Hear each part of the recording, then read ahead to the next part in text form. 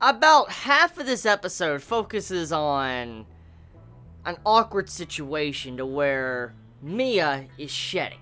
Best girl is shedding, and the situation, let's be honest. The situation looked as if he was kind of screwing her or touching her inappropriately. Let's put it that way.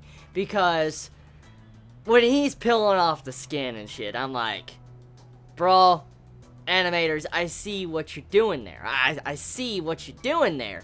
I mean, one thing I have to say is, this is not a series I'd recommend watching with the volume up, with people around. That is something I really got to express right now.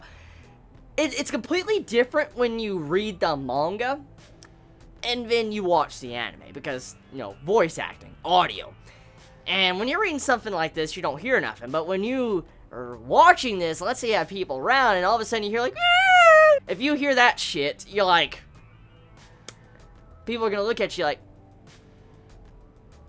what's wrong with you? I mean, that's what they're gonna think. They're gonna think you're looking at hentai or porn or something if you have people around. And so this is not a series I would really recommend if you have people around. I'm just gonna instantly say that right now, because after seeing this episode, holy shit. Like, I can already imagine now, like a young child probably having Crunchyroll on their Xbox or PlayStation or whatever, rolling it up on the big screen in the middle of the living room, watching Monster Girl, and all of a sudden that scene starts playing, the parents walk in, like, what the fuck you doing, Johnny?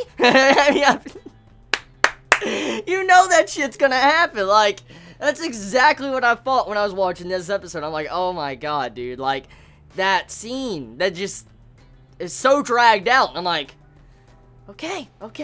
So, first half of the episode, to be honest, just, it's that's all it is.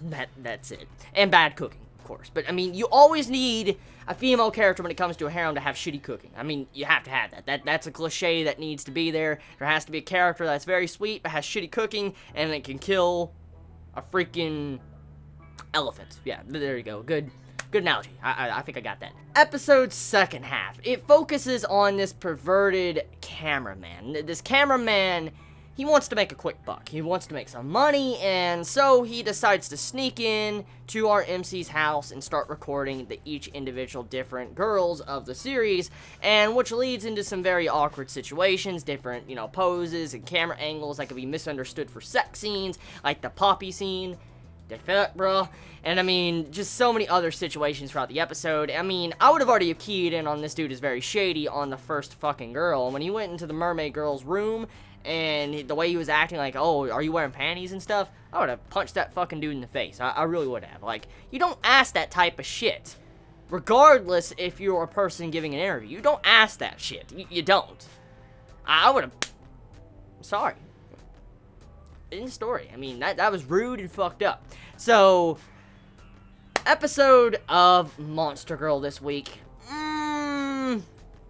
Very awkward. Like, it would definitely be awkward. Like, I have a challenge for you, Chiefs. Blare this as loud as you can in the middle of your living room if you have a family. Blare it. Okay, y'all, wonderful day or not, wherever you live. Please be safe. Chibi out.